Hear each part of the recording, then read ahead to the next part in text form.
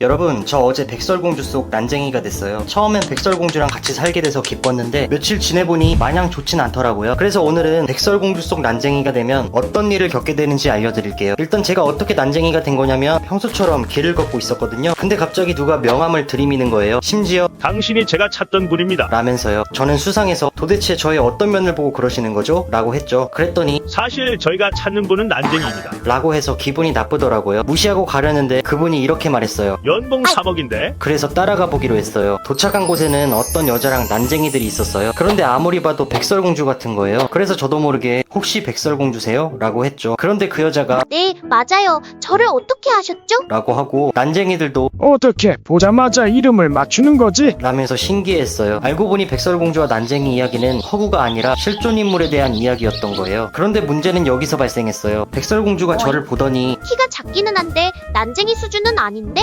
라면서 갸우뚱하는 거예요. 첫 번째 난쟁이는 이번에 막내가 퇴사해서 대체자를 구하려는 건데 저 녀석은 난쟁이가 아니라 거인이잖아. 라고 했고요. 그도 그럴 것이 저는 키가 163인데 현실에선 작지만 난쟁이들하고 같이 서면 거인 수준이었거든요. 그런데 저를 데려온 남자의 말이 가관이었어요. 사실 전문 난쟁이를 섭외하려면 예산이 많이 들어서 급한 대로 저분을 데려온 거예요. 싸거든요. 기분은 나빴지만 연봉 3억이라기에 7번째 난쟁이 역할을 시작했어요. 그런데 기적 같은 일이 일어났어요. 백설공주가 난쟁이들만 보며 살다 보니 남자 보는 눈이 났더라고요. 저를 보고 이 중에서 당신이 제일 크고 듬직해요. 남자답고요. 라면서 저를 특별하게 대해주는 거예요. 저는 현실에서는 모태솔로였는데 이렇게 아름다운 백설공주가 저를 특별하게 대해주니 기뻤죠. 하지만 다른 난쟁이들은 저를 질투하기 시작했어요. 백설공주의 관심을 독차지하다니 저런 녀석은 오지 말았어야 해. 라면서 말이에요. 그 중에서도 직속 선임인 6번째 난쟁이가 가장 심했어요. 처음에는 정말 환영해. 네가 오니까 너무 좋아. 라고 했었는데 하루아침에 넌 오늘부터 뒤졌다. 라면서 질투를 노골적으로 드러냈어요. 그날부터 저는 백설공주가 없는 곳에서 몽둥이를 맞고 얼차려를 받으며 고통의 시간을 보냈어요. 그래도 백설공주가 저를 예뻐해주고 통장에 돈이 쌓이니 나름 행복했어요. 하지만 반년 정도 지났을 무렵 진짜 문제가 발생했어요. 갑자기 왕자가 나타난 거예요. 백설공주는 분명 저한테 관심이 있었는데 왕자가 나타나는 순간 저를 보는 눈빛이 180도 달라졌어요. 지금 보니 엄청 평범하시네요. 라면서 저를 갑자기 하인대하듯 하는 거예요. 그리고 더 충격적인 건 왕자가 백설공주를 데리고 가버린 거예요. 그렇게 백설공주는 떠나버렸고 난쟁이들만 남은 세계에서 저 혼자만 남게 됐어요. 더 끔찍한 건 백설공주가 떠났는데도 난쟁이들의 갈굼이 계속됐다는 거예요. 이게 다 너 때문이야. 네가 오고 나서 백설공주가 변했어.